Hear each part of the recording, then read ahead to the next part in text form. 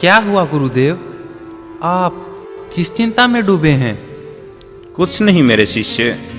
कुछ तो है गुरुदेव जो आप हमसे छिपा रहे हैं। आपके चेहरे से दर्द के भाव झलक रहे हैं। मुझे अचानक गुरु मच्छिंद्र नाथ जी की याद सताने लगी है। एक अरसा बीत गया उनके दर्शनों को।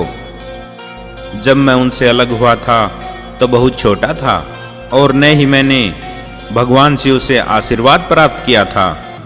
उनके द्वारा सिखाई गई सभी शक्तियां आज भोलेनाथ की कृपा से परिपूर्ण हैं। अगर आज ये बातें गुरु मच्छिंद्र नाथ जी सुनते तो कितने प्रसन्न होते। हे गुरु गोरखनाथ, आप चिंता न करें। हम जल्द ही गुरु मच्छिंद्र नाथ जी को ढूंढ निकालेंगे। ये इतना आसान नहीं है सुरतीनाथ महाराज। मुझे तो ऐसा लगता है कि गुरु मच्छिंद्र नाथ जी कोई माया जाल में कैद हैं, क्योंकि वो तो मुझे दिव्य दृष्टि से भी नहीं दिखाई दे रहे। तो महाराज अब क्या करें? कैसे पता लगाएं कि गुरु मच्छिंद्र नाथ जी कहाँ हैं? तुम चिंता न करो उगड़नाथ जी, हम गुरु जी को अवश्य ढूंढ निकालेंगे। इसके लिए हमें नगरी नगरी घूमना होगा और कोई साधु संत दिखे तो उसे पता करना होगा। हे मेरे शिष्यों, इसलिए नगरी नगरी घूमकर हम गुरु जी को ढूंढते हैं।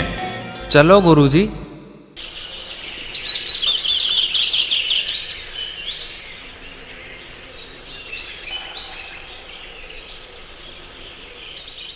आदेश महाराज।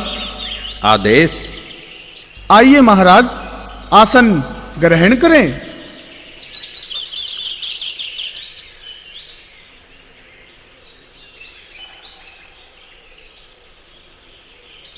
हे योगीराज, हमें अपना परिचय दे।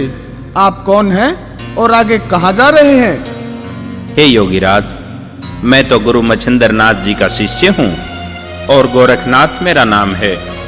आप हमें अपना परिचय नहीं देंगे? योगीराज, आप भी मुझे नाथपंथ से ही मालूम पड़ते हो। ठीक पहचाना आपने गोरखनाथ जी।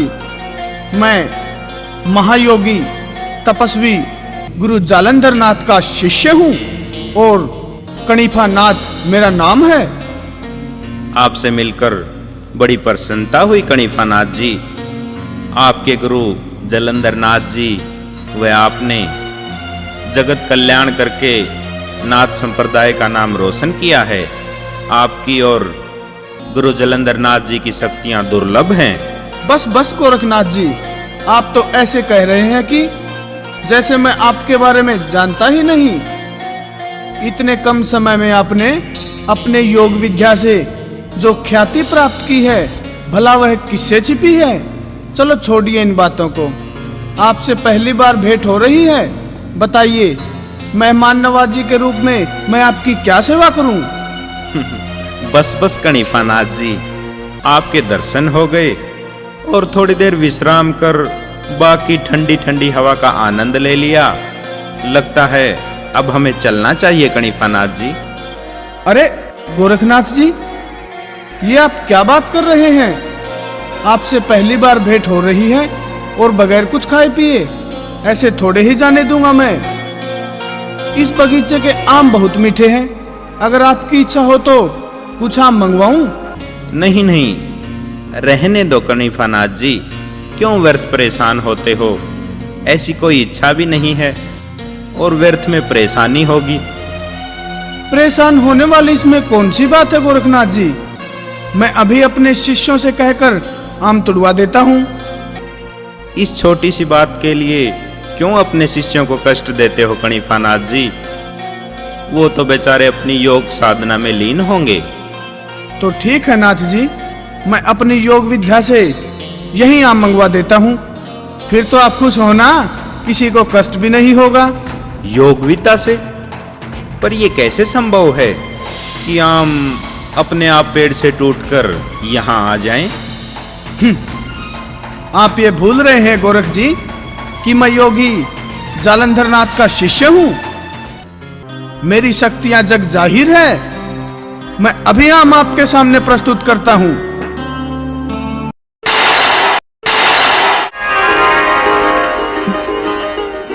वाकई में सचमुच आश्चर्य है। आप आश्चर्य छोड़िए और मीठे आमों का आनंद लीजिए। ये लो मेरे शिष्यों, तुम भी आम खाओ।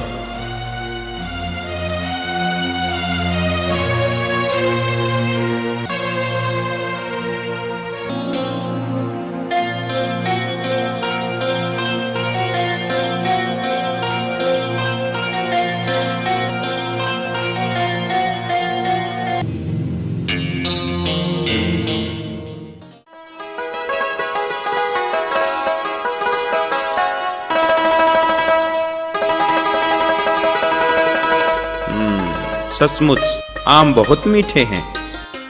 बस कणिफा नाथ जी, और खाने को मन नहीं कर रहा। आप ऐसा करें, इन शेष बचे हुए आमों को वापस पेड़ पर लगा दें, वरना ये यहीं पड़े पड़े बेकार हो जाएंगे। आप इतने विद्वान होकर क्यों अनहोनी बात करते हो गोरखनाथ जी? भला टूटे हुए फल भी वृक्ष पर दोबारा लग सकते हैं। हंसने की कोई बात नहीं है कणिफा नाथ जी, लग सकते हैं। जिस प्रकार ये फल टूटने से पहले वृक्ष पर थे, उसी प्रकार अब भी वृक्ष पर दोबारा लग सकते हैं। आप अपूर्ण गुरु के शिष्य हो, परिपूर्ण कैसे हो सकते हो? तभी तो ऐसी अज्ञानता भरी बातें करते हो। अपनी वाणी पर संयम रखें कणिफा नाथ जी। मैं अपने गुरु जी का अपमान कतई सहन नहीं कर सकता। मेरे गुरु ने मुझे इतना सामर्थ्यवान बना दिया है कि मैं कभी हार मानने वाला नहीं। आप उसी गुरु मच्छिंद्रनाथ के शिष्य हैं जो तिरिया राज्य में रानी मैनांकिनी की कैद में पड़े हैं और उनके साथ भोग विलास का जीवन व्यतीत कर रहे हैं, जिनके कारण आज सारे संसार में नाथ संप्रदाय की बदनामी हो रही है। किसी के ऊपर आरोप लगाने से पहले इंसान को अपने गिरेबान में झांक कर देखना चाहिए कणिफा नाथ जी। क्या आपको अपने गुरु जलंधर नाथ की दुर्दशा के बारे में कुछ ज्ञान है? अगर नाथ संप्रदाय की बदनामी की इतनी ही चिंता है, तो पहले अपने गुरु जलंधर नाथ को राजा गोपीचंद की कैद से छुड़वाओ, जिसको राजा गोपीचंद ने गहरे गड्ढे में डालकर घोड़ों की मणों लीद डलवा रखी है। अगर आपको यकीन नहीं होता तो स्वयं गोपीचंद की राजधानी हेलापट्टन जाकर अपनी आंखों से देख लें। और रही बात आमों को वापस पेड़ पर लगाने की, तो ये लो।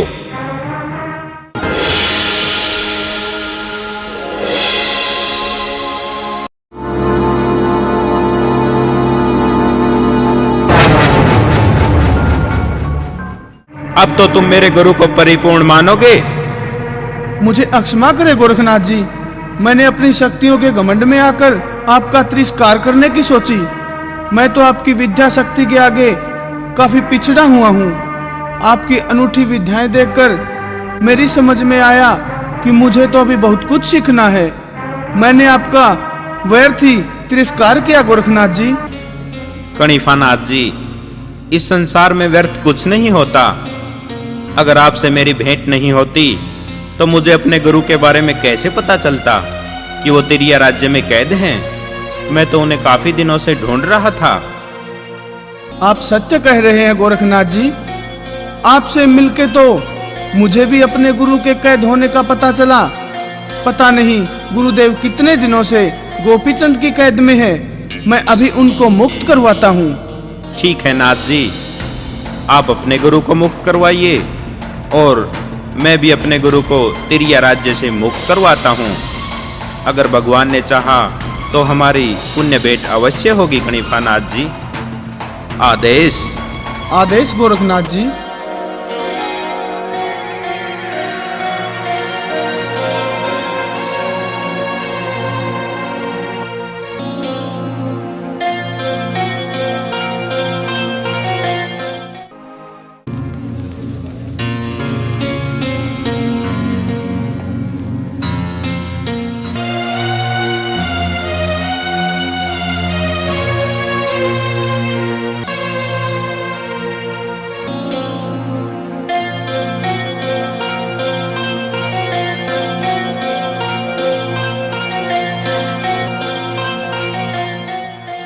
हे मेरे शिष्यों, आदेश करें गुरुदेव। मेरा और आपका साथ यहीं तक का था। मैं चाहता हूँ कि मैं अकेला जाकर गुरु मच्छिंद्र नाथ को तिरिया राज्य से मुक्त करवाऊं। लेकिन गुरुदेव, अगर इस संकट की घड़ी में हम आपके साथ होते तो बहुत अच्छा होता। तुम्हारा कहना उचित है शिष्य उग्रनाथ, लेकिन ये काम ऐसा है जिसको मैं पूरा करने की अक्षमता रखता हूँ। फिर अगर सभी एक ही काम को करने लग गए तो जगत कल्याण व नाथ संप्रदाय का क्या होगा। इसलिए मैं चाहता हूँ कि जब तक मैं गुरु मच्छिंद्र नाथ को मुक्त करवाता हूँ तब तक तुम अलख निरंजन के प्रकाश को कभी फीका नहीं होने देना और तुम सब अलग अलग दिशाओं में जाकर ज्ञान का प्रकाश फैलाओ, व दुखियों के दुखों को दूर करो। जो आदेश गुरुदेव। मेरा आशीर्वाद सदा तुम्हारे साथ है मेरे शिष्यों।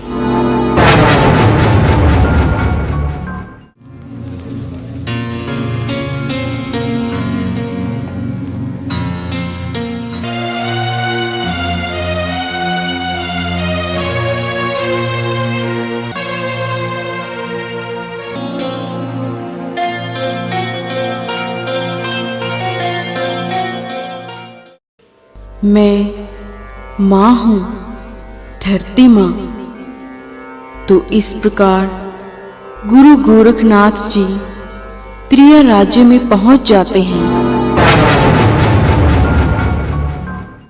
लेकिन वो त्रिया राज्य की सीमा में प्रवेश नहीं करते, क्योंकि इसके दो कारण थे।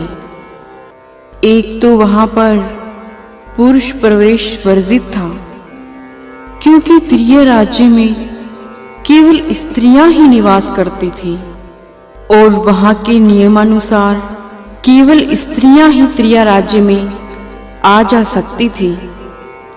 इसलिए गोरखनाथ जी ये नहीं चाहते थे कि उनके प्रवेश करने से कोई बवाल खड़ा हो, और जिसकी खबर रानी मैनांकनी को लग जाए और वह पहले से ही सचेत न हो जाए, क्योंकि वे तो गुरु मच्छिंद्र नाथ जी से अकेले में भेंट करना चाहते थे।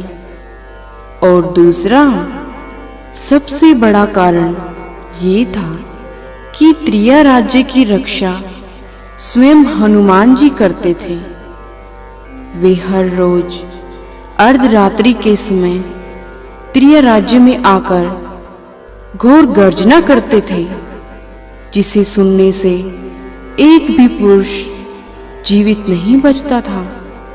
और इस भयंकर गर्जना से यहाँ की स्त्रियां गर्भवती हो जाती थी और उनके गर्भ से केवल कन्याएं ही जन्म लेती थी।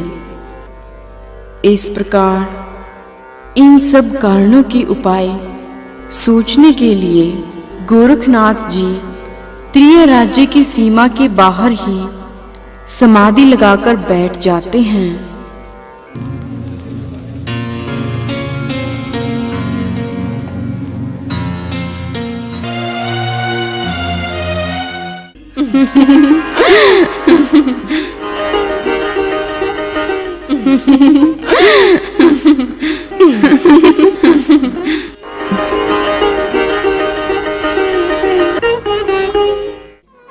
सखियों, हम ऐसा करती हैं कि त्रिया राज्य में जाने से पहले यहीं पर थोड़ा रियाज कर लेती हैं, ताकि आगे कोई कठिनाई न हो। ठीक है महारानी।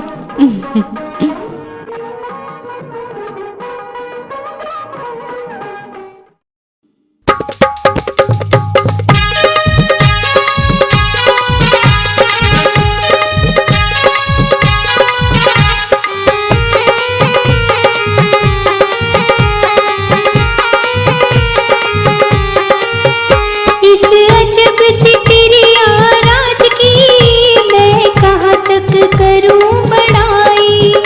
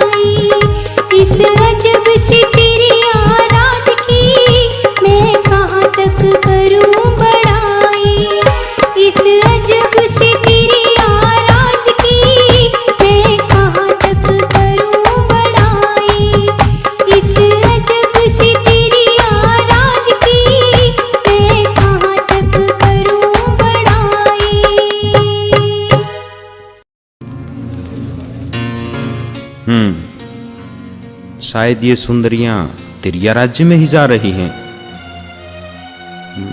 हो सकता है ये मेरी कुछ मदद कर दें।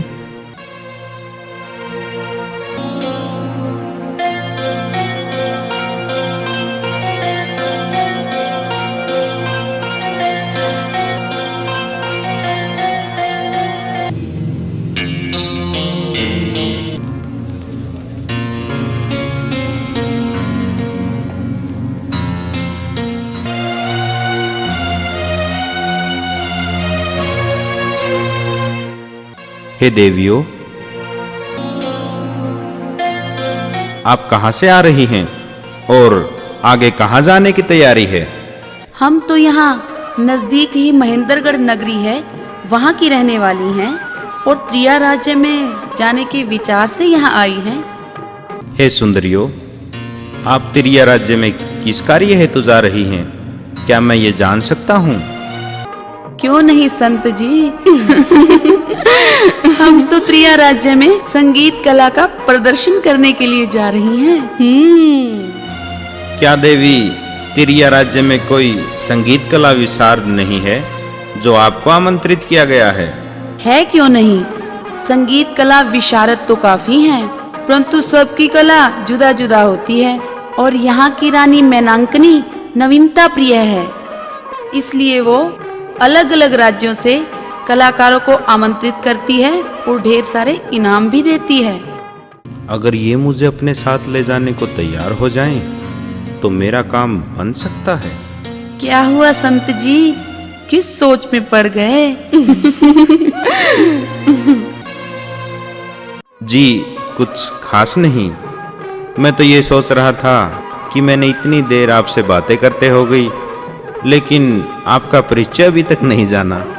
परिचय तो ध्यान से सुनो संत जी, ये हमारी संगीत मंडली है और नाच गाना हमारा व्यवसाय है।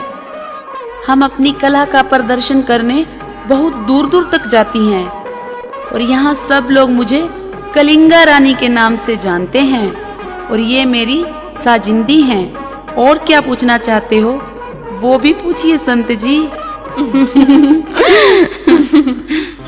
नहीं नहीं देवी, हम तो साधु संत हैं, हमें व्यर्थ की बातों से क्या लेना। मेरा अभिप्राय तो बस इतना था कि आप मुझे भी अपने साथ तिरिया राज्य में ले चलें। क्या बात है संत जी, भेष साधु का और त्रिया राज्य में चलने की बात करते हो। क्या तुम पर भी कामदेव का प्रभाव हो गया है? नहीं नहीं देवी, ये बात नहीं है, मैं तो बाल ब्रह्मचारी हूँ। आप मेरे कहने का गलत अर्थ निकाल रही हैं। मेरी तो केवल तिरिया राज्य को देखने की इच्छा है। लेकिन संत जी, हम आपको किसी भी प्रकार अपने साथ नहीं ले जा सकती। त्रिया राज्य में पुरुष प्रवेश नहीं कर सकता। लेकिन देवी, मैं ये जानना चाहता हूँ कि पुरुषों के प्रवेश की मनाही का क्या कारण है? सुना है यहाँ पवन पुत्र हनुमान आकर स्वयं गर्जना करते हैं, जिसे सुनकर एक भी पुरुष जीवित नहीं रहता और स्त्रियां गर्भवती हो जाती हैं और उनके कन्याएं ही उत्पन्न होती हैं। हम योगी सन्यासियों का पवन पुत्र कुछ नहीं बिगाड़ सकते देवी। अगर उन्होंने मुझे सताने की कोशिश की तो उसका उपाय भी मेरे पास है। ऐसा आपके पास क्या उपाय है संत जी, जरा हमें भी तो बताइए।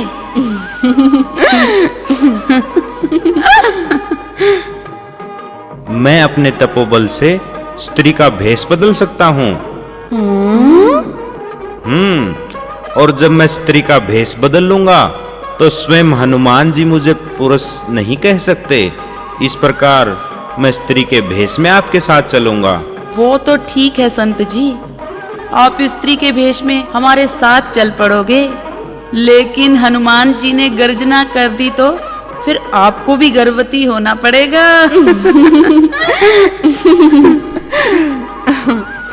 नहीं नहीं देवी, हम साधु योगियों पर हनुमान जी का कोई प्रभाव नहीं पड़ेगा। लेकिन संत जी, मैं आपको अपने साथ ले भी चलूं तो किस बहाने से? आप मुझे अपना साजिंदा बनाकर ले चलें। साजिंदा। साजिंदा उसे कहते हैं जो साज बजाने में निपुण हो, लेकिन आप तो कोरे साधु हैं। आपको सुर ज्ञान के बारे में क्या मालूम? मालूम है देवी, साज बजाने में ही नहीं अपितु मैं गायन विद्या में भी निपुण हूँ। आप चाहें तो मुझसे आप कोई भी साज बजवा सकती हैं। मैं अपनी परीक्षा देने के लिए तैयार हूँ। तो ठीक है, ये लो, हम भी तो देखें कि तुम्हें संगीत कला का कितना ज्ञान है।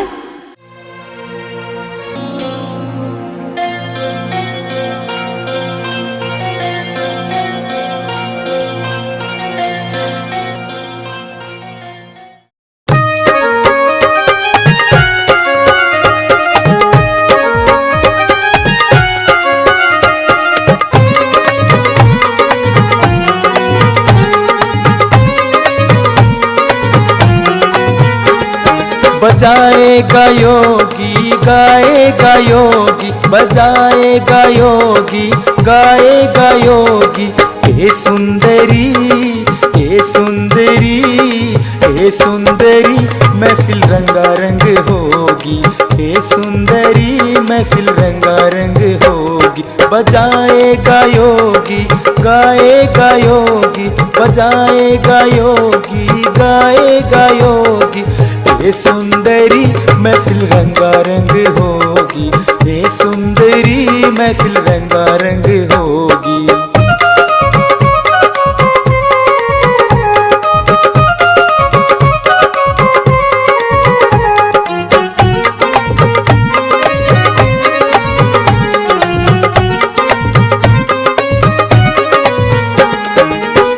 इंदर सा दरबार सजेगा, ताल सुरों का अंबार लगेगा। हे सुंदरी, हे सुंदरी, हे सुंदरी, महफिल छमाछम होगी। हे सुंदरी, महफिल छमाछम होगी। बजाएगा योगी गाएगा योगी, बजाएगा योगी गाएगा योगी। हे सुंदरी, महफिल रंगारंग होगी। हे सुंदरी, महफिल रंगारंग होगी।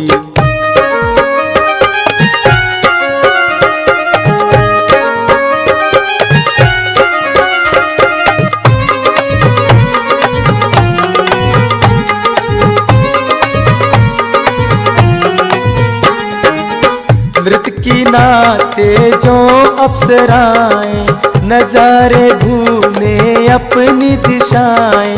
हे सुंदरी, हे सुंदरी, हे सुंदरी, मैना कीनी भी दंग होगी। हे सुंदरी, मैना कीनी भी दंग होगी। बजाएगा योगी गाएगा योगी, बजाएगा योगी गाएगा योगी। हे सुंदरी, महफिल रंगारंग होगी। हे सुंदरी, महफिल रंगारंग होगी।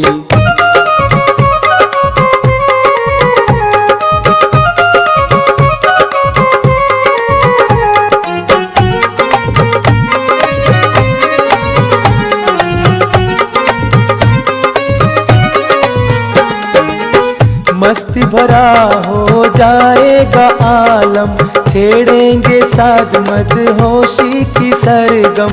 हे सुंदरी, हे सुंदरी, हे सुंदरी, दिल में उमंग होगी। हे सुंदरी, दिल में उमंग होगी। बजाएगा योगी गाएगा योगी, बजाएगा योगी गाएगा योगी। हे सुंदरी, महफिल रंगारंग होगी। हे सुंदरी, महफिल रंगारंग होगी।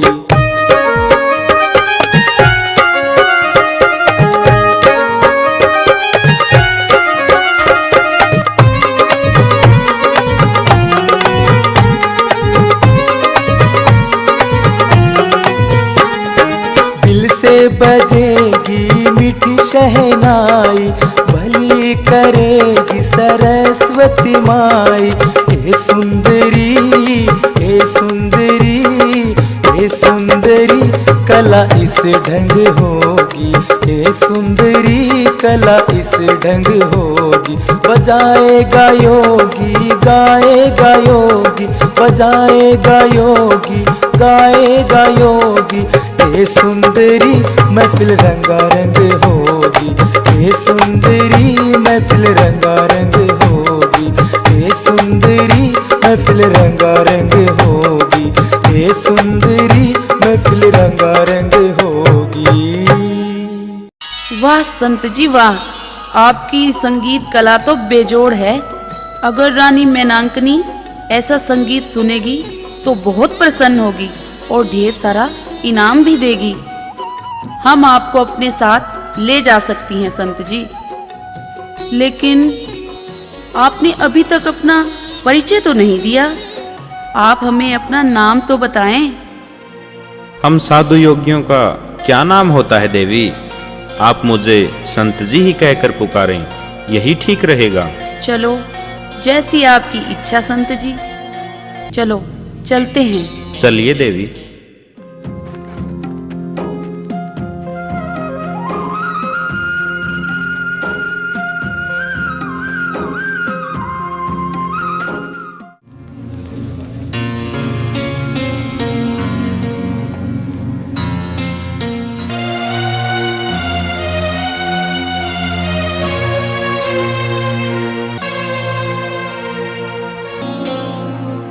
संत जी, रानी मैनांकनी का आदेश है कि हमें अपनी संगीत कला का प्रदर्शन कल सुबह करना है। वैसे भी रात बहुत हो चुकी है, हमें आज रात यहीं विश्राम करना है। हमें तो नींद आ रही है, आप भी सोने की तैयारी करें संत जी। देवी, नींद तो भी आ नहीं रही। वैसे भी हम संतों का सोना जागना बराबर होता है। हम तो बैठे बैठे भगवान के नाम का जाप करते हैं और सो भी लेते हैं। आप सो जाइए देवी, मेरी चिंता न करें। जैसी आपकी मर्जी संत जी।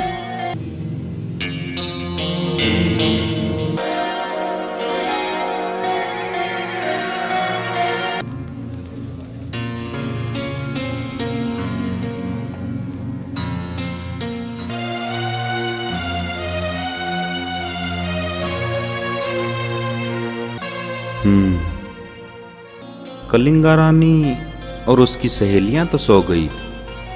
अब वैसे भी अर्धरात्रि का समय होने वाला है। लगता है हनुमान जी की गर्जना का समय हो गया है। मुझे पहले ही मंत्रों द्वारा हनुमान जी को तिरिया राज्य में आने से रोकना होगा, नहीं तो कोई अनहोनी घटना घट सकती है।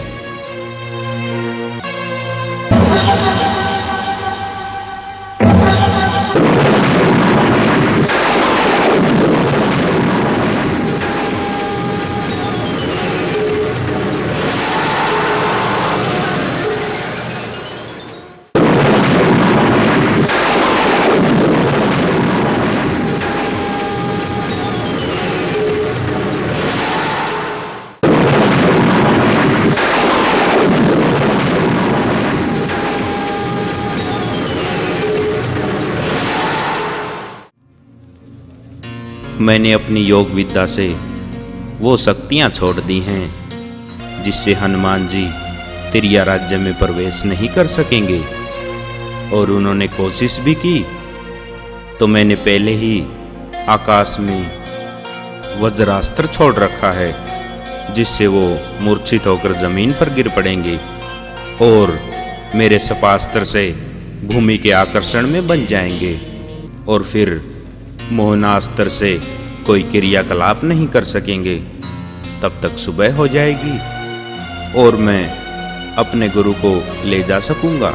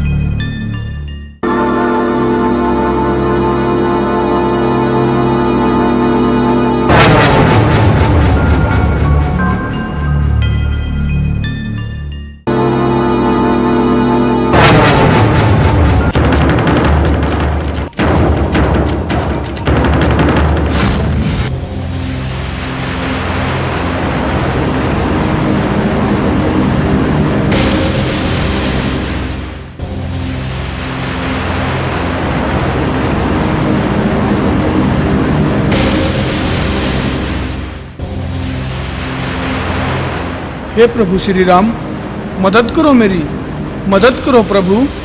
आज आपका भगत हनुमान संकट में है, मुझे दर्शन दो प्रभु, दर्शन दो।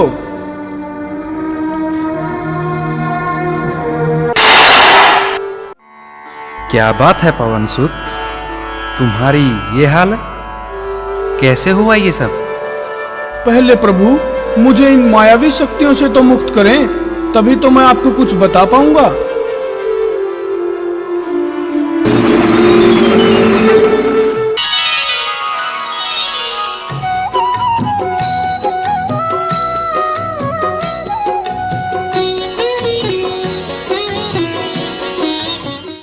अब बताएं हनुमान जी, आप तो स्वयं दूसरों के संकट मोचक हैं, फिर खुद संकट में कैसे हो और मुझे क्यों याद किया?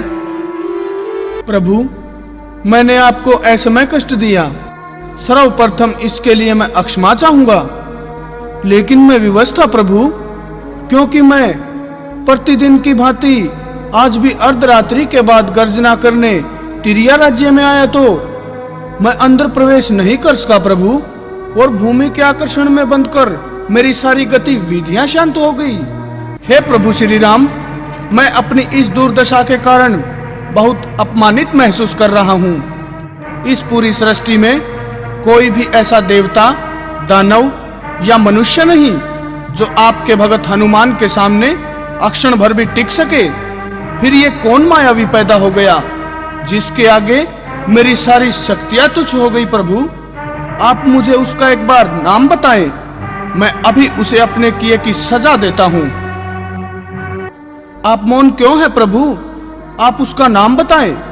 और मुझे ये क्या हो गया था प्रभु, जिससे मेरा अंग अंग जकड़ गया था?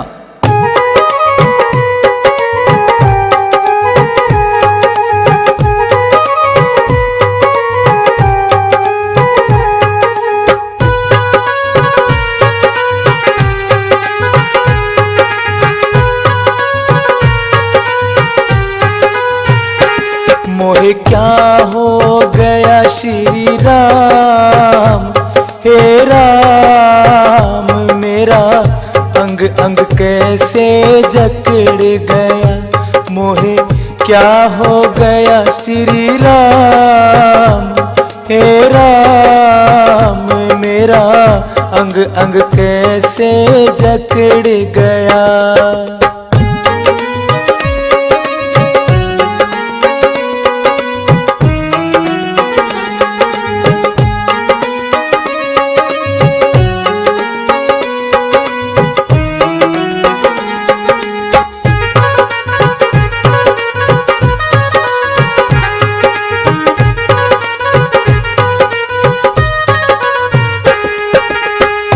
कैसे तिरिया राज में जाऊं, किस विधि अपना वचन निभाऊं। कैसे तिरिया राज में जाऊं, किस विधि अपना वचन निभाऊं। मेरा बल खोया कहाँ राम, हे राम, मेरा अंग अंग कैसे जकड़ गया। मोहे क्या हो गया श्री राम, हे राम, मेरा अंग अंग कैसे जकड़ गया।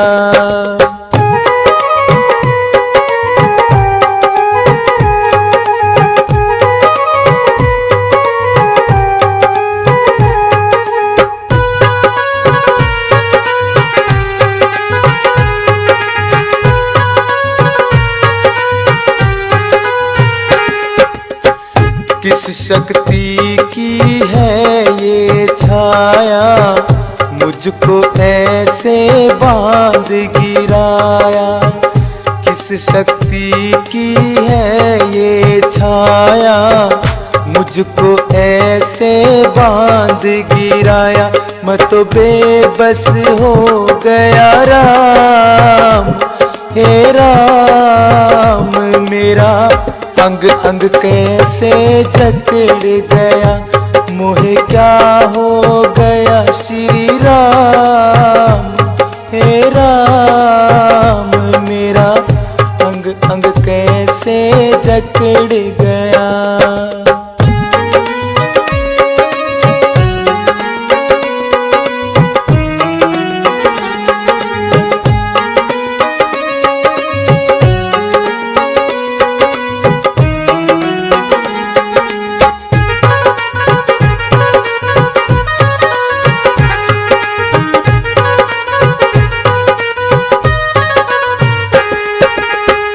कहाँ गई मेरी चुस्ती फुर्ती, हिम्मत सांस कतई नहीं करती। कहाँ गई मेरी चुस्ती फुर्ती, हिम्मत सांस कतई नहीं करती। कैसे पड़ मैं सो गया राम, हे राम मेरा अंग अंग कैसे जकड़ गया। मोहे क्या हो गया श्री राम, हे राम मेरा अंग अंग कैसे जकड़ गया।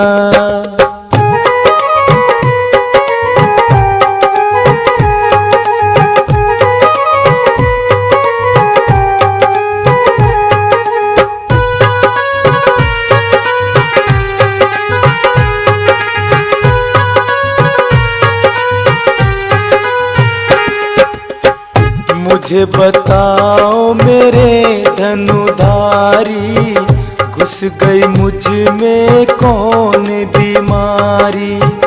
मुझे बताओ मेरे धनुधारी, घुस गई मुझ में कौन बीमारी। मुँह पे बंधन हो गया राम, हे राम मेरा अंग अंग कैसे जकड़ गया। मोहे क्या हो गया श्री राम, हे राम मेरा अंग अंग कैसे जकड़ गया। मोहे क्या हो गया श्री राम, हे राम मेरा अंग अंग कैसे जकड़ गया। मेरा अंग अंग कैसे जकड़ गया। मेरा अंग अंग कैसे जकड़ गया। आप मुझे बताए प्रभु, मैं अभी उसको दंड देना चाहता हूँ। हे पवनसुत, शांत हो जाइए। कहीं ऐसा ना हो कि मुझे आपकी सहायता के लिए दोबारा आना पड़े। जो भी काम करो उसे पहले पूरी तरह सोच विचार कर करना चाहिए। अपने विरोधी का बल आजमाए बिना उससे उलझना नादानी है पवनसुत। मैं अक्षमा चाहूंगा प्रभु श्री राम, लेकिन मैं ये जानने के लिए बेचैन हूँ कि वह कौन है जिससे युद्ध करने के लिए आप मुझे रोक रहे हैं। ऐसा कौन है जिसके सामने आपको वीर बजरंगबली की शक्तियों पर भी संदेह हो रहा है। आप मुझे बताने का कष्ट करें कि ये देवता है या दानव। मनुष्य में तो मुझे ऐसा बलवान नहीं दिखाई पड़ता। हे पवनसुत, कोई देव या दानव इस प्रकार आपको अपमानित करने का सामर्थ्य नहीं रखता। देवताओं और दानव में आपके समान कोई बलशाली भी नहीं है। ऐसा साहस करने वाला केवल एक ही मनुष्य इस धरती पर है। वह मनुष्य कौन है प्रभु? आप उसका नाम बताने का कष्ट करें। हे पवनसुत, इस धरती पर इस समय नाथ संप्रदाय में एक ऐसे योगी हैं जो तपस्वी, बलशाली और अपनी योग विद्या से कुछ भी करने का सामर्थ्य रखते हैं, और योगी मच्छिंद्रनाथ जी जिनके गुरु हैं। क्या नाथ संप्रदाय में इतना शक्तिशाली तपस्वी पैदा हो गया? लेकिन इस योगी का नाम क्या है प्रभु?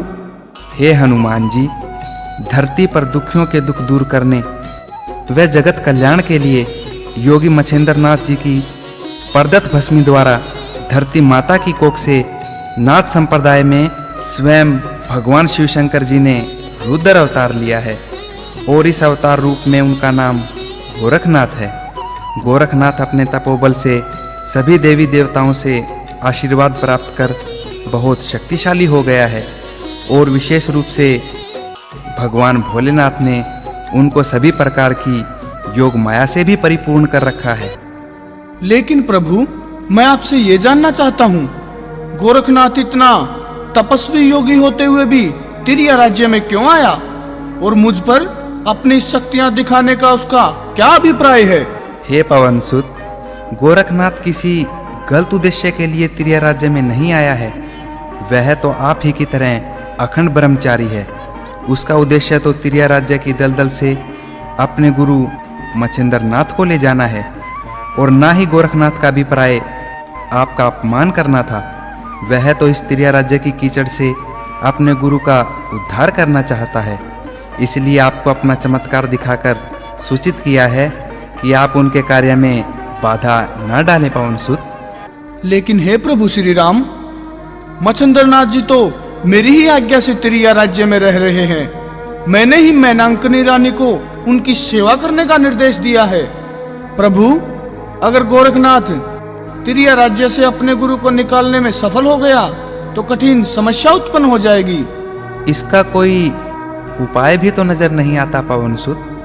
वह तो अपने गुरु को निकालने के लिए ही यहाँ आए हैं और उनको साथ लिए बिना यहाँ से नहीं जाएंगे।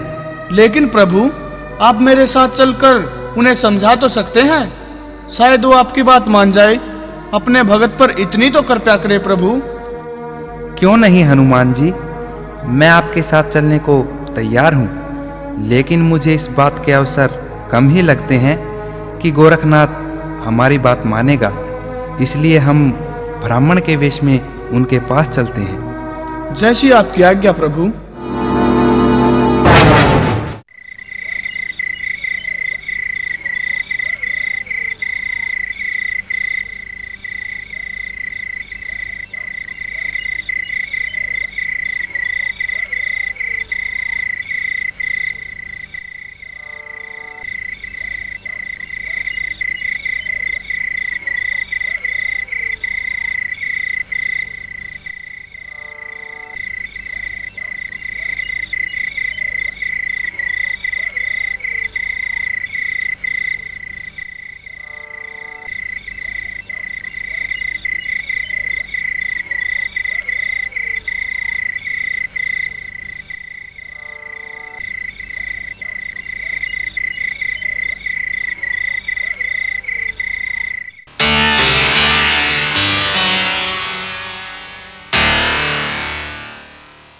एक तो रात का समय, दूसरे मेरी योग विद्या से शस्त्रों की व्यवस्था, तीसरे राज्य में पुरुष प्रवेश निषेध है। फिर ये कौन है जो इतना सब कुछ होते हुए भी तिरिया राज्य में प्रवेश कर गए?